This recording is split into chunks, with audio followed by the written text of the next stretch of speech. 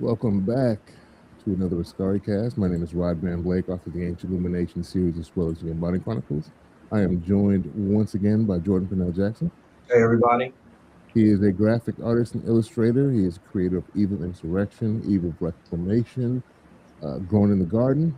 He's got his own STEM comic series, and he's also the illustrator on the Ancient Illumination graphic novels for Ancient Illumination as well as your Embodied Chronicles comics. He's also the cover artist on my latest release of the Amicio Memory comic, illustrated by Brad Hudson, but my boy did the cover, and we got lots more stuff from him. We are also joined by Jocelyn Short. Hello. She is a graphic illustrator and designer as well. She has her own art book out, The Bearers. Is that what it's called?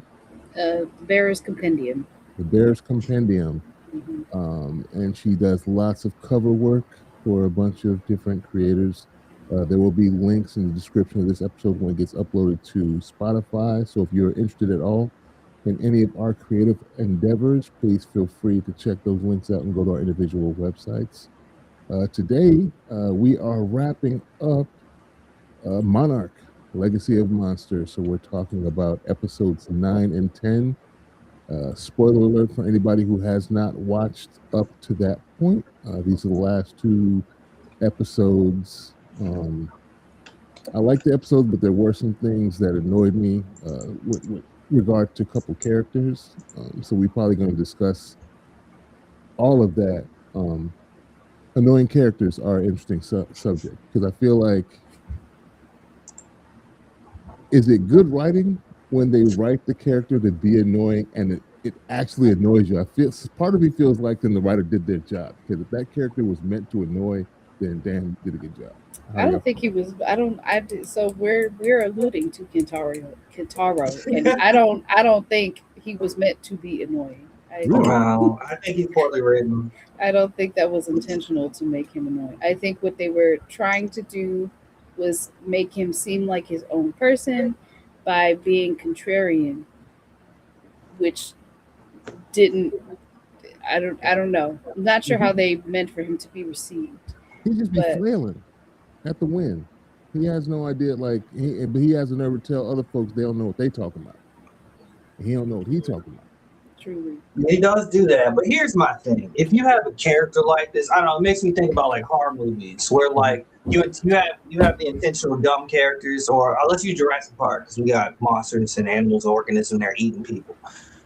We know the dumb characters are the people who most likely die first. Yeah. That's when in storytelling it works. Like that's when in that specific genre where it's like, all right, you have the dumb character or you have a character you don't like.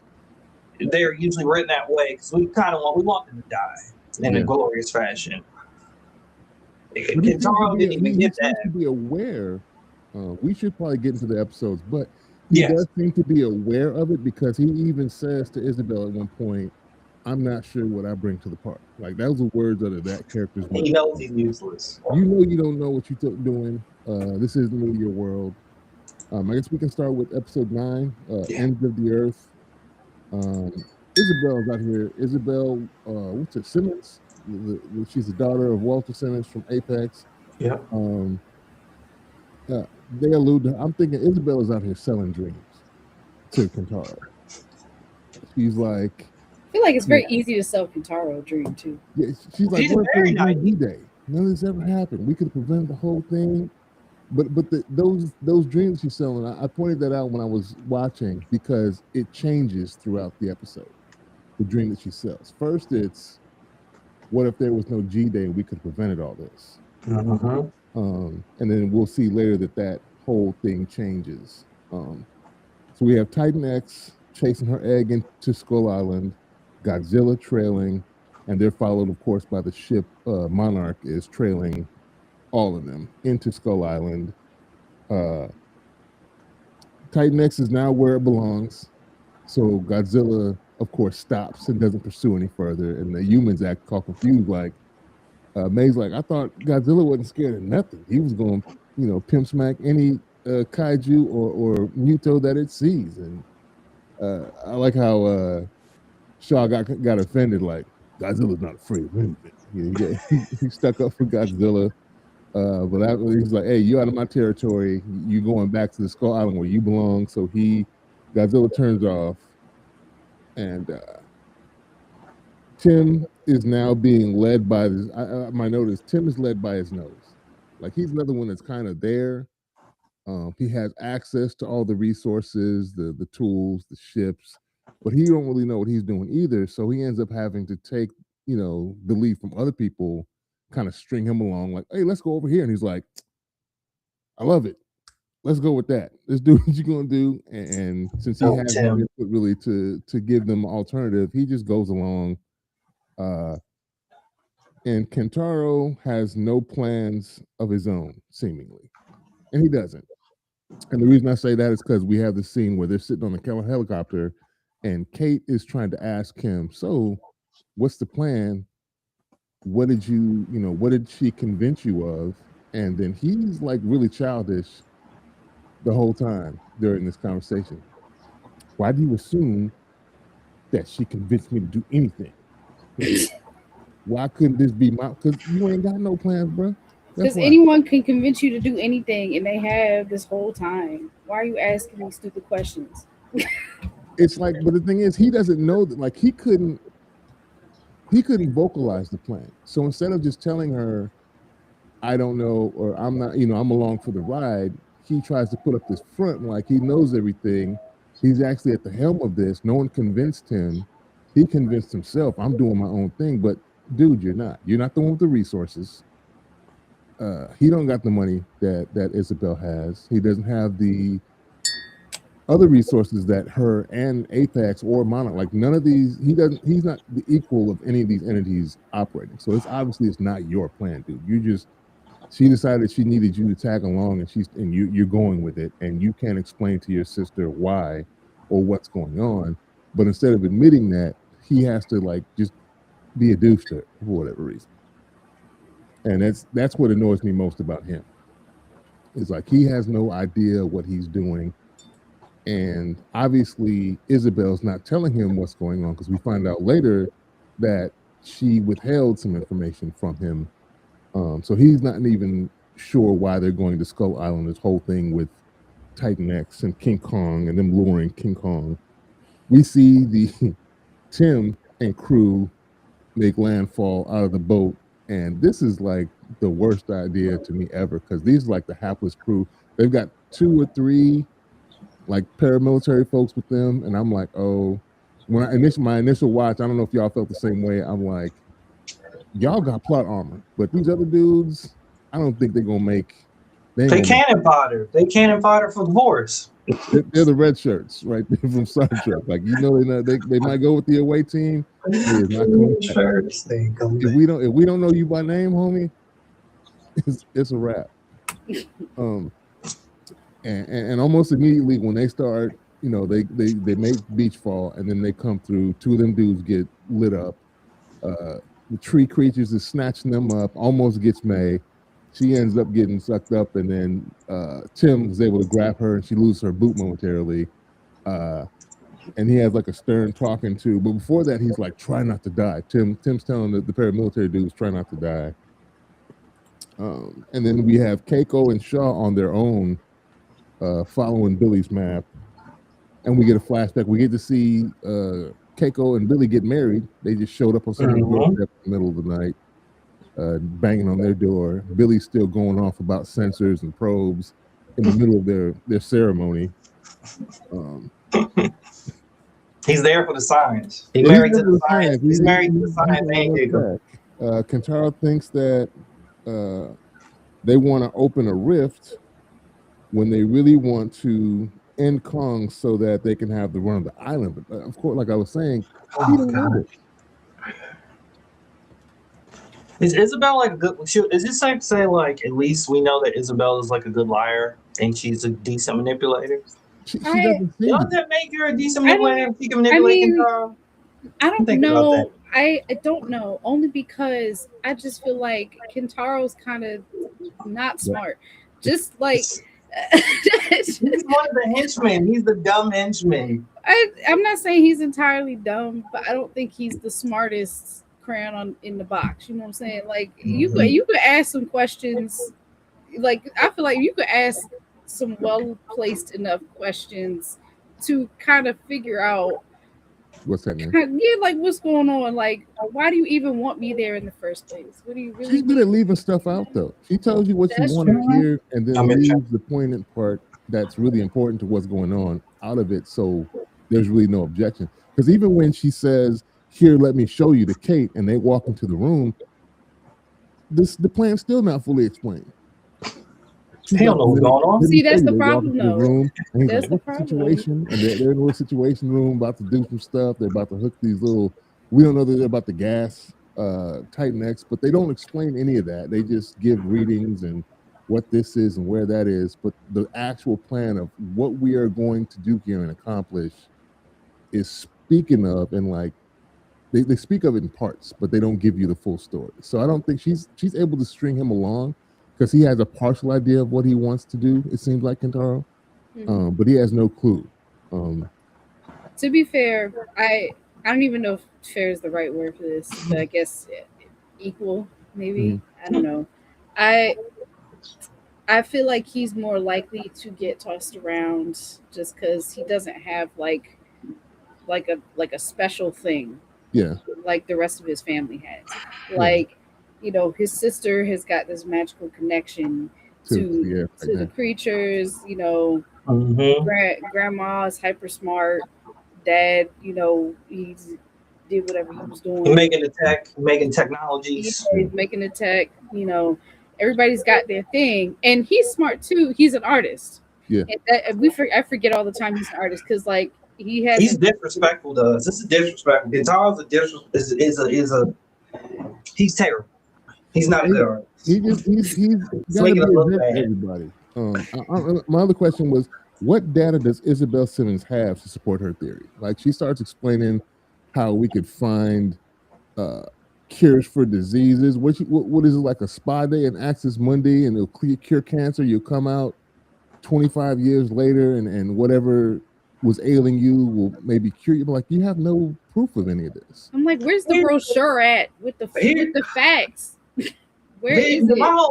My whole issue with the time travel, like what was annoying as that whole like time travel logic. I'm like, yeah, it makes sense to jump into it as a portal and just come out and be like, all right, it would be the alternative to like freezing somebody in cryostasis. Yeah. But you're going to a dangerous place where you could die there too. So Yeah. even that is stupid. Yeah.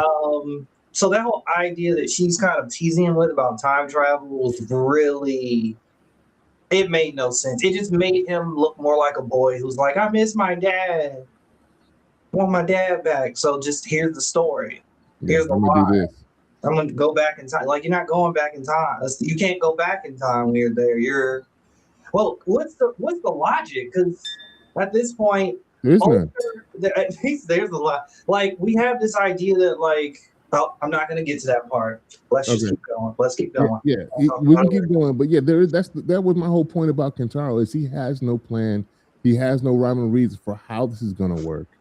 He just thinks it's a shot in the dark. We go back to Shaw and Keiko looking at this map, and I can see that Shaw is stalling, telling Keiko how he got the tracker on the Titan X. She's like, so how did we get the tracker on the Titan? And he's like, I'll tell you, but later.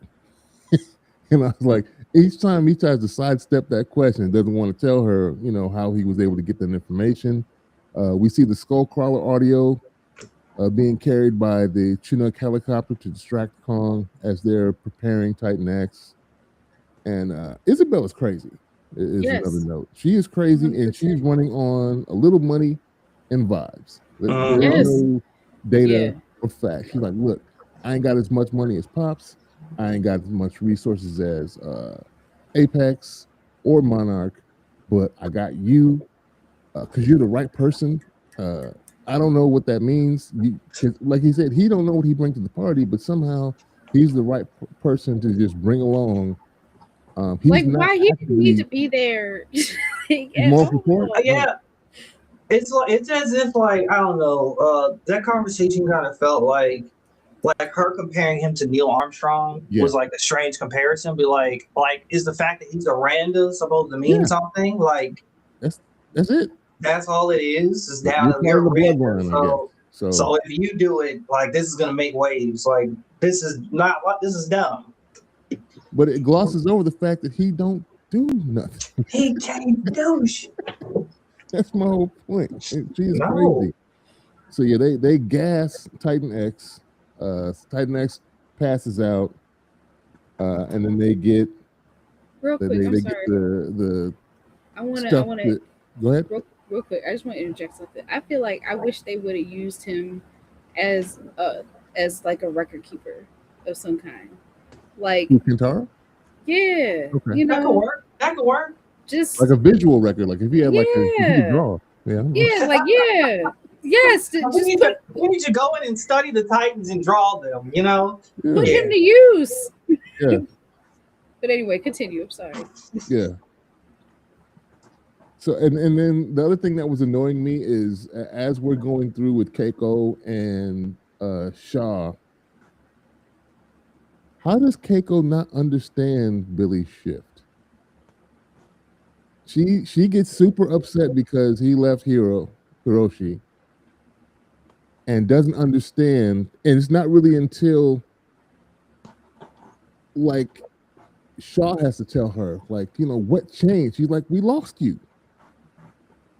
Oh yeah. Like you are our spiritual and moral compass through this whole thing, and we lost you. You were the glue that held all this together. She was the North Star. Yep. So White once guys you were North Star. gone, yeah, Billy went crazy and started looking for stuff, and that's on top of him being hurt because he found out what we did. You know, we being What we did, I like that. yeah.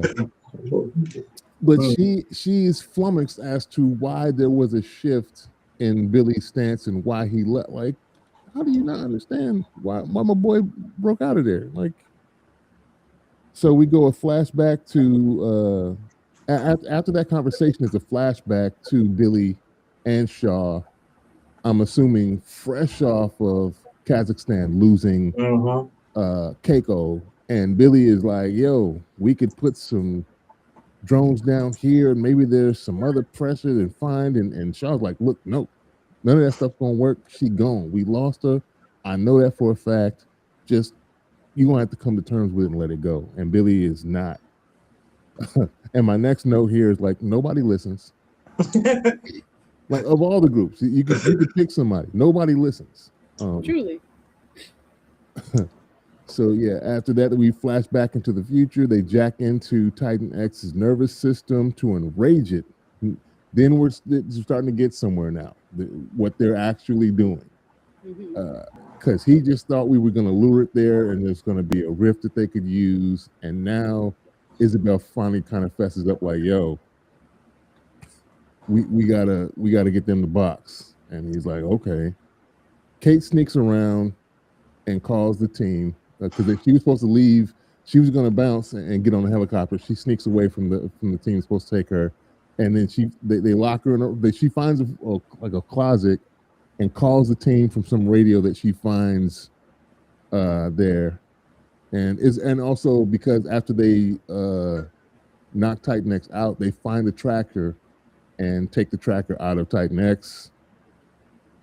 So then that loses them. They start freaking out. May is carrying around this tracker, which is now useless. Keiko finds where Billy died, and that was rough. Skull Island. What did you say? That was rough for me. That I kind of felt that. I was like, oh, I like how that kind of felt like a real moment. I really enjoyed that. And also we're seeing Skull Island, so we're going back to the movies, original movies. I'm like, everything's kind of converging in a way. Yeah. Jocelyn, you have any thoughts about that moment? I thought it was impactful. Yeah. To be fair, I have not seen Kong Skull Island, so at that point, So it didn't have as much impact for you. Well, probably not the same impact. The thought that came to my head when I saw the area where they were, I was like, "Oh, we're in the elephant graveyard." That feels symbolic. So. Yeah, it was a place where these skull crusher creatures used to have it, and there was like a war going on between Kong and a bunch of skull crushers, and that is like where they had a big knockout drag out fight. There was also because the movie Skull Island takes place at like the tail end of the Vietnam War. And so we had veteran Samuel L. Jackson's character and a bunch of other characters that were rotating away from Vietnam, take a little detour before he's supposed to retire, and goes out to this crazy island to help Monarch do some research. And I think Jonathan Goodman plays the older version of Billy Rand. He's like an older gentleman at this point, still going out on these little escapades, and he's trying to find, we know now, this Grand Central Station, this one rift that's like the daddy rift for all of them, that they all come through this central location. He never, of course, finds it because he ends up getting got during the movie Kong Skull Island. And it's weird, though, that Keiko keeps finding these mementos everywhere. It's like a video game. You just finding all these Easter eggs. And every time she sits down, she's like, it's Billy's. No. Yeah. Or the other, they have the other outpost where there's the drawing that Hiroshi gave to Billy. She's like, Billy was here. Oh my god. This is Hiroshi's drawing. He gave Oh my god, I can't believe it. like y'all laying on a little too thick with that. Every time she finds something, it's Billy. It just trips me out. It's I all the moments when she's like that, it's usually in front of Shaw, which it always makes me feel away because I'm like, this is weird, man. It's weird. And the fact that she still doesn't get, because right now, after that moment when it concludes, when she has her emotional moment, that sadness turns to anger. Now she's angry at Billy because she feels like all of his traipsing around was for nothing. Like all this, and you just got ate up on this weird ass island, and you left. I mean, I don't. You left my boy. You left my boy. You shirked your responsibility, type thing. And then we have another flashback to '68 in Reading, Pennsylvania, where Billy is holding a class somewhere. I guess it's some university, and Zook just pops in, doesn't say nothing. Like you don't even see, you see a silhouette of him. Like you don't even see. I was like, who's that man? Who's that person? Also, Billy felt like a cracked out conspiracy theorist. We got these portals and dimensions. Like, all right, man, what they study in class? What class is this? What class was that? Yeah, I don't want to be curious to see what class that was. What class is this? Yeah. So but then you see that I think they showed that moment to show that he had the probes that he was throwing into all the rifts, which was going to pay off later. Because, of course, Keiko and Shaw do end up finding Grand Central Station. So that was pretty cool. Because it seemed like she was still pissed at Shaw at that point. And he was like, I'm not trying to give you a pep talk, but what's that? And he sees something off in the distance glinting. And then they find that a bunch of these probes that Billy was throwing into rifts all over the world, which is weird because they don't ever show us any of that in any these things of him just showing up somewhere and chucking a probe into this rift and then skating to the next flight, chucking he just chucked another. He's chucking them everywhere. They find all his probes, and each one had a little memento, a note for Keiko. You got something? Yeah, I just wanted to say shout out to Billy for like being at that college, talking about so if we take this global subway system to find Bigfoot.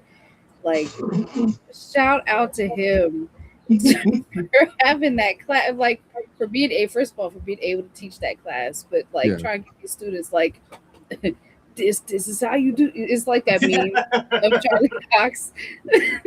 With the red string everywhere. Yeah. I'd be like, you know what? That's an elective. That's my thing. Like this can't be an official class because like he's giving up all the secrets. Like they don't have no security clearance for this stuff. He's just telling random students about this network. That's wild. Like she said, do you mean like Bigfoot? He was like, yeah. He could be in there somewhere. Shout out to him, truly. That was great. So Titan X wakes up and they zap it, and Kong comes running because the boy's like, "Is all this caterwauling? He should be here soon." And after Kate escapes the first time, Kentaro finds Kate and immediately snitches. Not immediately because the beginning, this is like the end of episode 9, but like as soon as they start episode 10, But this is also where he reveals his harebrained idea that he's going to go back and try and rescue their father because he went to Axis Mundi for 2 years while he had disappeared. But that doesn't mean you can go. How are you going to go back to that point? No one has gone back to. Has he ever? He's never been, has he? He has. We never. He's never been. But we, as the viewers, we know kind of how this operates through Shaw. So it's like he can. So like he found, obviously with the Titan phone they had, he could somehow communicate with his past self. But it's not like the quantum phone. There we go. But it's like homie didn't like physically go back and find his younger self and physically share space with him. So it's like, this is stupid. That was my point. Like where's the data coming from that supports your theory that you're going to be able to go back in time to get that version of Pops out? This is also the reason why I was kind of pissed at Keiko again later. When they start arguing after he fessed up. So Kong is on the way. Now we're starting episode 10, Where We Belong. Kong is on the way. Keiko and Shaw need to get Titan X to Grand Central Station somehow. Of course, we know Kate's gonna escape again, but in my mind, even like on my initial watch, I was like, she's gonna be out of the frying pan into the fire, I bet. And that's exactly what happens later. Tim and crew Jack Simmons guys for their vehicles. Now, this brought up a bit of a moral conundrum to me. Okay. Because where these folks going to go? That they just carjacked? Like how they going to get back? Yeah. They had no tools, no compass, no nothing. Left them. College students, grad students. Everything on this island is trying to kill you, and you just jacked them of their vehicles and left them with nothing to just walk about. No flares, no nothing, no walkie-talkies. No Merc. It would have been funny if Tim gave him a flare and be like, good luck, and drive off. We doing all this kind of stuff, talking about let's go find Daddy-O who's dead. And meanwhile, we got these interns in the jungle. Yeah, no syrup, nothing. Like, find them folk because they living, and we just left them. All right, we done kicked them out their car. They know where to go with a car. It's Grand Theft Auto. It was GTA 5 right there. How far out in this damn jungle we are that they drove. We don't know, like 2 clicks. They're at least a couple miles away from the base, on foot now with stuff running around because Kong is running around crazy, scaring animals to basically stampede. We had the little spiny stampede things earlier. Keiko finally explains Kate's connection to Titan X to Shaw and reveals that she was able to record something. Shaw finally fesses up about how he got the tracker, and this is when Keiko gets pissed off, but he never mentions when. So how does Keiko know that they were there simultaneously, like he and her? Well, I mean, she doesn't have an exact. I mean, he said he showed up. I mean, he implied that he said he showed up, but he doesn't say. He doesn't say when. He just says he was through the quantum phone. I was able to talk to my younger self. He did say that. He doesn't mention that his younger self and previous Keiko were in the same shared space. He doesn't mention that. She just intuits it. She looks up and says, "So, you were there. You were there, and you saw like you could have saved me." You saw. I mean, I feel like I don't think that's a bad intuition to make. It's not that assumption either. Yeah. Just because, like, I feel like if you went all this trouble to keep it a secret for so long, that had to have been the reason. Like, because you were, why else wouldn't you tell me? But they went 2 different, it was 2 separate times that they went in. You know what I mean? Because he's in, when you see him, he's in like the orange astronaut suit and helmet and everything. That was much later after Keiko had been gone for however long she was gone as time went by. So it wasn't like he went right in after her at the moment, at Kazakhstan and went right there. Okay, now I could kind of see how this being misinterpreted because the fact that literally Shaw has been in multiple times, like he's been in there twice Yeah. as a young man and an old man. Yeah. So yeah, but I feel like her life, like her being mad about it, it was I don't I understand don't it. know. I didn't really understand that part Me because neither. like we all understand time travel. Yeah. And I get from like, well, I could have been back with my family type Yeah. shit. But at the same time, it's like this is how this kind of works. Like you're supposed to be where you're supposed to be at the right time at that particular moment in time. And Yeah. anything that you do that derails from the timeline could have huge ramifications. So it was like you don't know.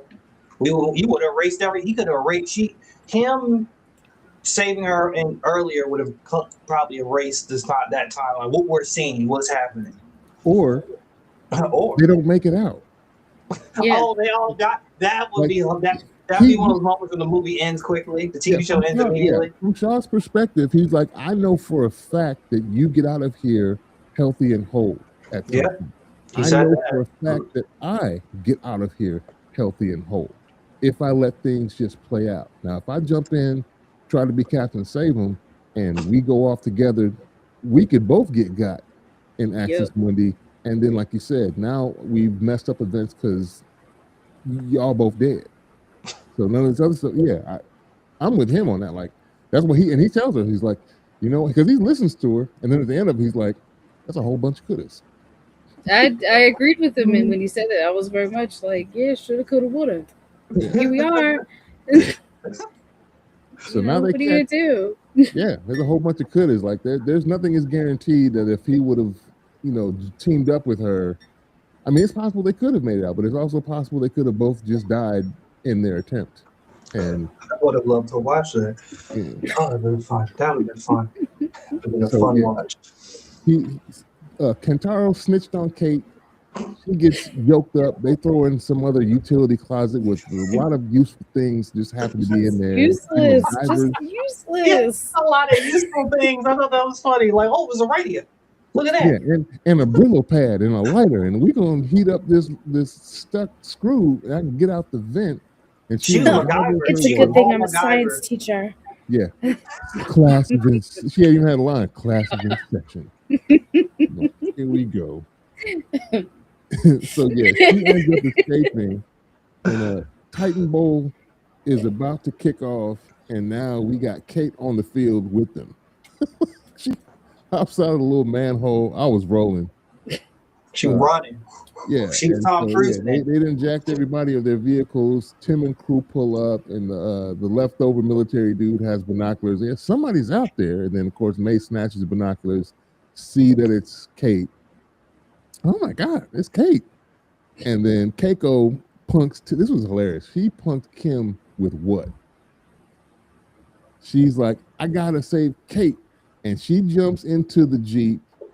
Tim runs over there like he's gonna stop, and she just says, "What?" That's what she did. What are you gonna do? No, she didn't even say what are you gonna do? She like somebody from the street and said, "What?" And then Tim just froze. Like, also, do we not gloss over the fact that Tim's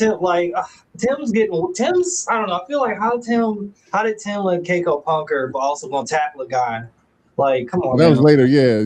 Later, but right like, now Tim's getting punked. She just said what? And he backed off, told her, "Be careful." I mean, and I feel like it's. I feel like at this point in this series, I feel like whenever any of them talk about something, I'm gonna go get him. I'm gonna go get her. Just let them do it, man. Just let them go and get on her and go do their thing. Yeah, they find their way to the base. Yeah, I guess Tim just like gonna let it run its course. Y'all gonna do what y'all want to do anyway. I can't do nothing to stop you. But the fact that she just said what to him was hilarious. There was like no other. Basically, what you gonna do, and you ain't him, is basically what she said in that one word. And he realized, like, okay, I'm not him, and yes, ma'am, you can do what you want. I'm gonna be careful. Was all he said. When he said, I don't know, it was the way he said, "Be careful." I still like. I don't know, the way he said it in that moment, I'm trying to figure out, like, I had this idea. It was like, does Tim have like, is he secretly in love with Keiko? I'm like, I don't think so. what, I how think did he they, just. I think. yeah, this is admire her like a fan or mentor. Oh, yeah, no. Yeah. Like what? I thought he just had to quickly reevaluate what he was like his initial strategy. I think he was initially going in talking about some like no, stop, you can't, Yeah, you know. he was thinking And as about it. soon he was like that was his plan, and then he went in there, and she was like, what are you gonna do? Like Basically, We what gotta is you rethink this. like? What's up? yeah. And he was like, you know what? Be safe. I'm going to give my baby what you undo, He's and he gonna wasn't be going to do safe. nothing. So he said, "Be careful," and she rolled out. And then we go to Shaw, who just happens to find the Chinook abandoned with the sound system, just sitting on the helipad by itself. And of course, Kong shows up. They Like, how start could be? scrapping. How could we? Yeah, Tim and crew infiltrate the base. Isabel panic, and Kentaro panics and pushes the throttle full forward so they can't dial it back. And now Titan X is going Oh, crazy. I'm stressed for Titan X this entire episode. I feel bad for her. Like this is all bullshit. She don't want to be here. She just want a baby, and y'all are sitting here like experimenting on her, making her go rage mode. Yeah. And she was throwing hands. She was giving Yeah. King Kong work. I was like, King Kong, I don't know. I don't know laughed how out this gonna work. loud when Kong bit Titan X, Uh, and then she turned around and bit him back. yeah. And the look on his face, like, hey, You're like, ah. that was hilarious. Isabel and Kentaro bolt in the midst of this, leaving everybody else to deal with their mess. And you see, I don't understand why Keiko got out of the Jeep. Like, why didn't you just try and pick her up in the Jeep and then keep it moving? Could have got That's closer. what I thought it was going to be. I thought it was Literally, going to she be could a have pulled up drive-by. closer. She could have pulled up closer, and that part made no sense to me, to be honest. Yeah. I thought it was going to be a drive-by. Like she just, Yeah. you know, she Get in, and pulled up. where they lean over with the hand Right, out. get the Yep. arm. You Yep. know. Mhm. They barely escape into the facility, and then once the egg is revealed, Titan X breaks the connection all on her own. I guess a motherly instinct kicked in, breaked all the connections. She scoops the egg up, and then backs away, and then she bows to Kong, and then Kong's like, "Okay, that's the reason why you was fighting," and he just, I guess, I I he love knows that part. He was like, He "Oh, climbed up and yeah." I get it. I'm not. Yeah. He's He was all like, cut up in oh. his face, like she was messing him up. I got it. He climbed up there. He was like, "Oh man, my I'm sorry. bad." I'm not like I didn't know. Godzilla. Godzilla was ready to kill her. Yeah, no. I was He like, yo. I didn't know this was about your babies. Kong was a crazy border patrol. Like you in the wrong area. You got once you crossed over to Skull Island. Get out of here! Snack laser beams. Yeah, Kong relents, but Titan X is still lost. It needs to be lured to the rift. Kate annoys me so much because she stops and she's like, "I have to try. I'm gonna go and get my brother." Like your brother been No, ignoring you you the whole don't. He day. abandoned you like a billion times. He'll find his way out with that lady. You And didn't have to how go did you back. catch up? Like they had a head start, unless the helipad for. But then she catches up like quick. Also, She, I like, just need walked them through, folk to next get some thing she's pagers. Kentaro, You don't say go. pagers? Yeah, some beepers, Oh, something. the classics. Yeah. What happened? I need them folk to get some pagers or some beepers or something, so they don't have to keep running back and forth talking about something. Oh, I'm gonna get him. I'm gonna get her. Yeah. Man, if you don't put a track on them folk, Yeah, just- she walks up and they ignore her again, and then she turns around, and I was under the impression that they were leaving already. So I think Isabel and Kentaro should have been off island already with the head start. They left in the midst of the fight was still happening, and somehow they just get to the helipad, and Kate's able to catch up, and then I guess Sean then must have waited for Kate because then she comes back and they're right there, not even taking off yet. So they successfully lure after, of course, May breaks the sound system, and so we can't use the whale calls or whatever We they're can't use calling the it hymn of the to faith. lure. to lure sin. Yeah, you can't lure in with that, so we got to hang Kate off the back of the transport so that she can. She needs to see you. We gotta get closer. We gotta get closer.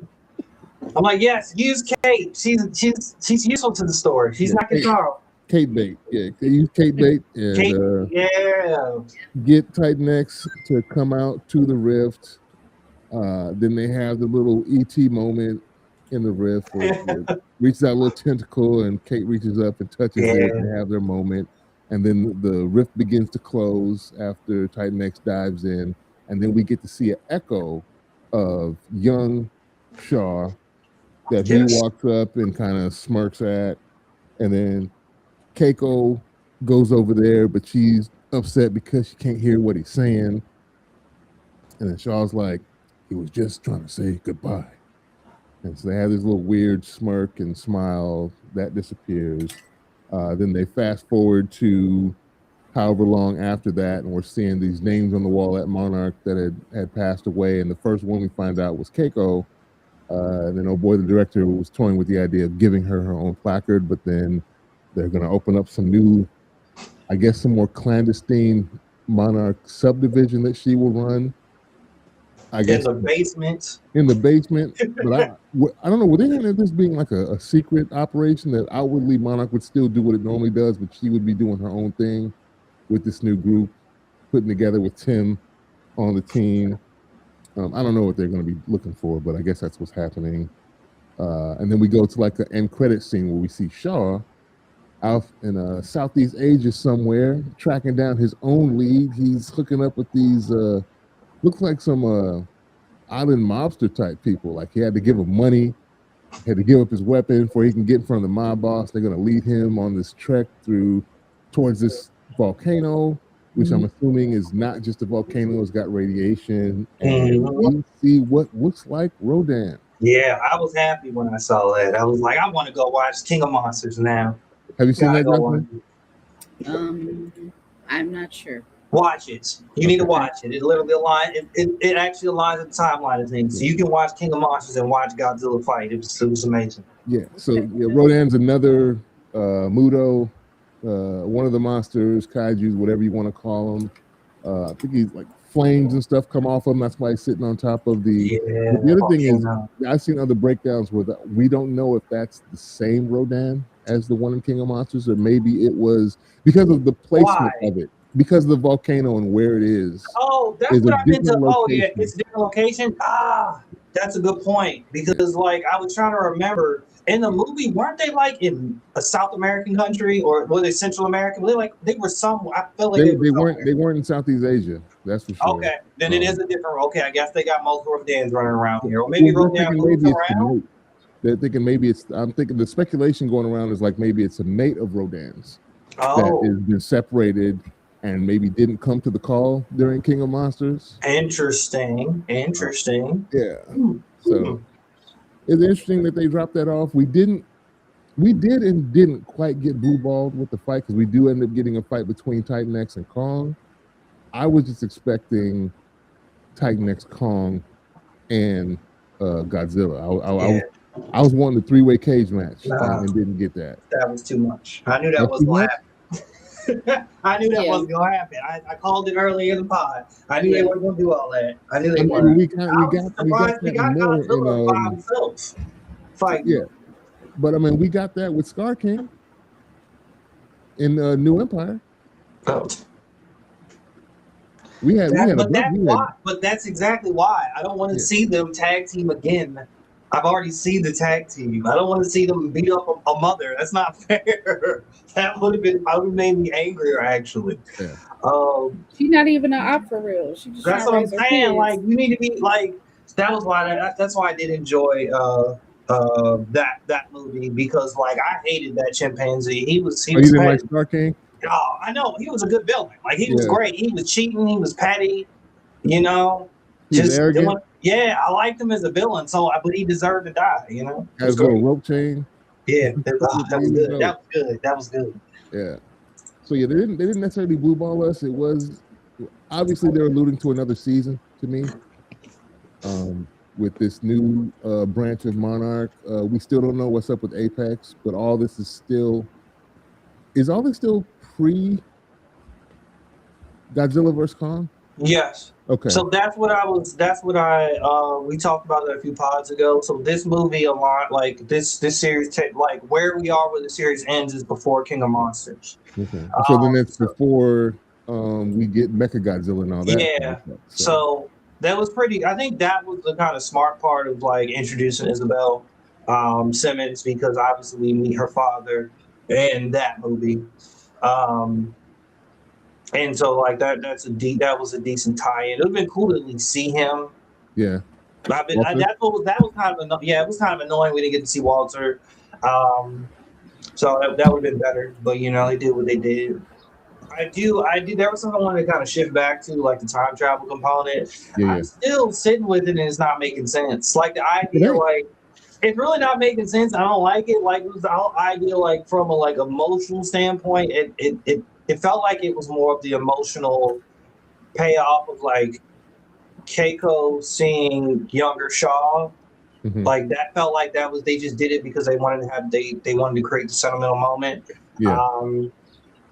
And there was elements of it like when obviously like that's a younger version of him. He's saying something. The older version of him actually would know what he's saying because this is past self. Yeah. That part made sense. But it's the idea that these two, why are they interacting? Like why would younger Shaw have been there in that moment to be like to see that unless he's using that rift to get back. But still that part didn't really make sense. Wasn't Yeah, I don't know. necessary. Wasn't necessary. Yeah, I don't know how the time continuum is working here. But there's definitely not precedence set for Kentaro to think he can find the younger version of his dad. Because it's not like it would be different if somebody reached in and pulled young Shaw out. Yeah, that would have been interesting. That would have been interesting if that had happened. I'm like, whoa. Yeah. But no. So we don't know what Kentaro is doing. He don't know what really doing. I need him to get killed by a monster, by a Muto. Something needs to happen. Man, that would be dirty. So what do y'all think? How you rate this? I'm gonna rate it an 8. I enjoyed a lot of the story. There were things that keep it from being a 9 or 10 are some of the things that annoyed me with the characters and their motivations and why they're doing what they're doing. But to be fair, people in real life do dumb stuff. So, and that's why I was kind of alluding to is, you know, if this was written that way on purpose, then perhaps you've done your job. I can't tell, man. You can't tell they're going on I purpose. really can't tell. No, I think it's bad writing. I think it's bad writing. Okay. Yeah, I would give this show either like a 6.8 or a 7 out of 10. Okay. Me too. Yeah, Me just too. and it's mostly because of the characters that they stressed me out the whole time. Yeah. Every time they made any decision, it stressed me out. Everything is only moving because of Shaw and Keiko. And you know, like their determination is what drives the show. Everybody else is just kind of reacting to them, and they don't necessarily have their own motives. And that makes for like. And here's the thing: there can be a precedent for that, but I feel like it needs to be where the characters find out who they are, you know, against that backdrop. And I just feel like that never quite happened. It's just these characters are just reacting to all of these decisions. And at the end, they kind of wrap it up in a bow saying, "We're family now." You know, we're all different. Yeah, you know, I don't hate them or anything or nothing, but everyone stressed me out, and I can appreciate the lens that like this backdrop, storyline backdrop is a scenario where who is making sane decisions in the first place. Really, like I feel like everybody would make do or die decisions in general, but everything just feels so, I don't know, just everyone stressed me out a lot. Yeah, I feel you. On my end, I'm gonna give it 7. And it's similar to you, Jocelyn. Like I felt like the characters were they're just like they didn't feel realistic. They were all like most of the characters were dumb. They didn't like it's okay to write some dumb characters to make them intentionally dumb, but I think that like in this case, like a lot of these characters were a slave to everyone else's actions, but also they didn't have integrity. Like they didn't even play a part in the story, but like play a specific role in the story to actually like coexist within it and make it kind of push forward. And they were just doing goofy stuff. And so that part was annoying. I think that for me, what made this so up for, I feel like had I not gotten episode 10, I would have been really, I would have given this a 6 just because like I liked that how they resolved the I guess the action of this corporation capturing a Muto. I forgot that was the original word they called them. Muto, yeah. And using that being to fight against another. And I like that was like the really interesting part, how they resolved it. Like they brought Kate into the fold, like her ability, her connection to it kind of matters to the story. And is utilized. So I thought that was cool. And Kentaro was useless. I wish he had died because he's caused so much problems. I think you should just go ahead and he should have got hit by a tentacle. Like Homegirl, like the director, the first director of Monarch. That would have been very cyclical and comedic. But I'm not writing. Yeah. What do you think the odds are Verdugo comes back? She's just in Access Monday. She just got pimp smacked into another dimension. Man, this is starting to turn to Star Wars. Oh my God. Somebody fall and don't see them land. They coming back. Speaking of theories, well, this is not a theory. I just want to say this. I can see Tim and what's the girl name? The black girl. May? Yeah. Or? Yeah, I can see it. You can see them what? I can see them. See them what? Wait. See them what? What are you talking about? I can ship them. I ship them. Oh my God! No, that's her dad. No. That's like no. Tim ain't got no swag at all. What? Tim ain't got no swag. He is capable. He is capable. Okay. That one shoulder tackle because he was a backup punter in high school. That was hilarious. No, I'm saying that is what did it for Jocelyn. It's not. I'm saying I feel like he makes decent decisions under pressure, and I just feel like he would be a better person for her than what's his name, Kentaro. Yeah, for sure. But I don't think they mesh well outside of work. That's fair. Yeah, he gives good work dad. Work dad. Like I got your back. Like that's what he was giving all the time. Fair enough. I might be misreading it. It's okay. This was me earlier with Tim and Keiko, so it's okay. Fair enough. Yeah, Tim is on one. I don't. Tim to me doesn't seem like a leader, and it's the reason why he's kind of floundering. Like even when he had to be stern with the paramilitary dude, and he was like, "Sorry for being a dick, but it feels good to be in charge." Like he's not used to that. He's not used to being the one in the room to make the call the shots. So that's why I say he's kind of being led by the nose, because whenever a situation pops up, he's not the one that furnishes the solution. It's always, he looks, like you said, everybody is reacting to what Keiko and Shaw do or what they recommend.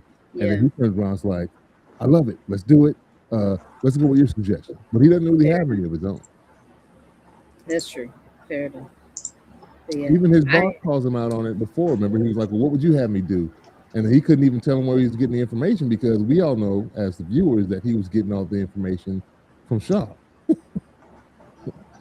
He's like, oh, so you want me to believe a dead man and a crazy man? He's like, no, actually it's a pretty reliable source. It's like, bro, you ain't got no info of your own, some research you did of your own to be able to give us a solution. So yeah, I don't know about that. Fair enough. He might be a good team player, but I don't think he's a good team leader. That's fair. I think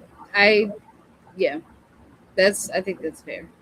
I like I said, I think he responds well. I just feel like, and it could just be a deficit I'm feeling, because I feel like everybody who's responding to Kate and Shaw is just responding, doing their own thing, going any which way, and he's responding on program.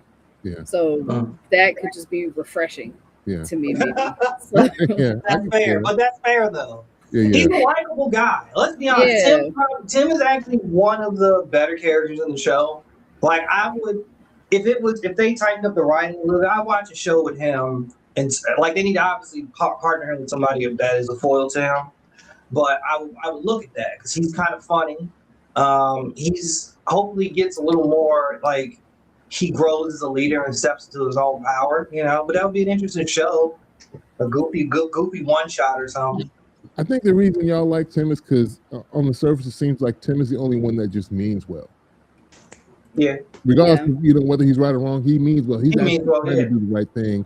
He just may not have the wherewithal to execute on all levels, but he does. He's trying to do the right thing. He's not trying to be a dirtbag. And when situations kind of pop up where it shows him in that like he is being a dirtbag, he doesn't like it, and you can kind of tell when he was following them around earlier, and then last season when he kind of gets caught up and they know like, bro, you're a corporate dude. You're not. This isn't your own doing. You're working for the man right now, and we know you have some type of agenda. You're just not being upfront about what that is. And so I'm just trying. At first we're just trying to find our dad, and you're trying to withhold information. And after he found out, what was going on, he kind of wants to continue to do the right thing, and he has opposition from all sides. It seems like.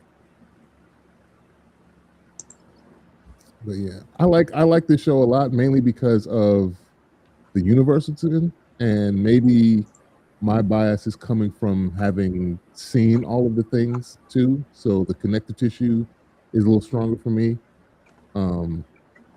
But yeah, it definitely had its setbacks with some of the storytelling. But overall is why I gave the rating that I get. And the action, I like when the action happens. I like it. yeah. I think the monsters are good. Kong is always a pleasure to see Yeah. whenever he shows up. I appreciate Titan X. Yeah. She's just a mom trying to do right by her kids. Mom. Right. Okay. Yeah. So shout out to her. She's a real Yeah. one. Godzilla out here, being himself. Yeah. We like that. He just ready to stomp on somebody's face, and I'm gonna hit you with that laser rod. Boom. You know what it is? It's like Kong and Godzilla are both bouncers in two different clubs. Yeah. You're not I feel supposed to like be I in want you here. to explain more. This is interesting. The two different bouncers, two different clubs. Yeah, So, like yeah. you come out here, you got to deal with me. Anything on Skull Island, that's his Yeah. territory. That's funny. Stay where y'all supposed to be at. Don't be out here, fraternizing with the human population and the other things over here. You're supposed to go back over there. Because Godzilla was cool once. Once he got back in the little border, he went back to Skull Island. Godzilla just stopped in the water and just kind of looked at it, like, okay. Man, it's been a pleasure. We got to figure out what we're going to talk about next. Thank you guys for taking the time out of your day to chat with me about these things. We got 2 lurkers on the live that call us. I appreciate you, whoever you may be, for peeping us out and letting us talk to you about these things. Like I said, when we upload this episode of the Askari Cast to Spotify, there will be links to all of our individual websites in case you are curious about our creative endeavors. We will talk to you all next time. Peace.